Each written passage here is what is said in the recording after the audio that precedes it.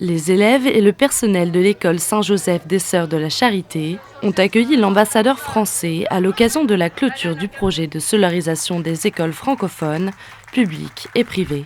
Une initiative écologique, économique et sociale lancée en octobre 2022 par l'Institut européen de coopération et de développement IECD avec le soutien de l'Agence française de développement. Ça permet à 9 écoles d'économiser chaque année autour de 400 000 $ de fuel et de mazout, donc c'est très important. Ça permet à ces écoles de fonctionner. Ça représente quand même 6 000 élèves et plusieurs centaines d'enseignants. Et ça permet également à 80 jeunes apprentis d'être formés au métier du photovoltaïque. Ce sont des jeunes qui viennent de milieux parfois vulnérables, de toutes les régions du pays. On est totalement multi-régions, multiconfessionnels. Ces jeunes avaient, je pense, une envie de trouver leur place dans la société à travers un métier qui les épanouisse. Puis troisième point, l'environnement. Ce projet permet d'économiser chaque année autour de 600 tonnes d'émissions de CO2.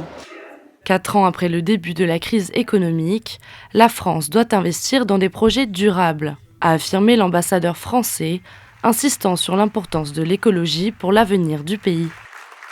En initiant des idées ou en introduisant des idées d'économie énergétique, d'efficacité énergétique, d'amélioration de l'utilisation de l'énergie, le projet a introduit des bonnes pratiques non seulement pour les jeunes formés dans ce projet, mais aussi les étudiants des écoles bénéficiaires qui ont pu toucher du doigt l'impact d'un tel projet sur leur école, leur environnement. Avec un taux d'insertion professionnelle de 90% parmi les 80 bénéficiaires formés sur le chantier, dont 30% sont des femmes, le projet revêt une dimension sociale importante.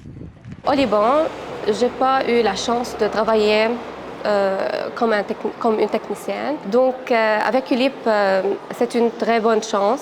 C'est une expérience et c'est un succès pour moi. Soucieuse de poursuivre son engagement dans cette voie durable, l'IECD a annoncé la mise en place d'un nouveau projet, toujours en partenariat avec l'ambassade de France, qui permettra l'installation de panneaux solaires dans 60 écoles du pays.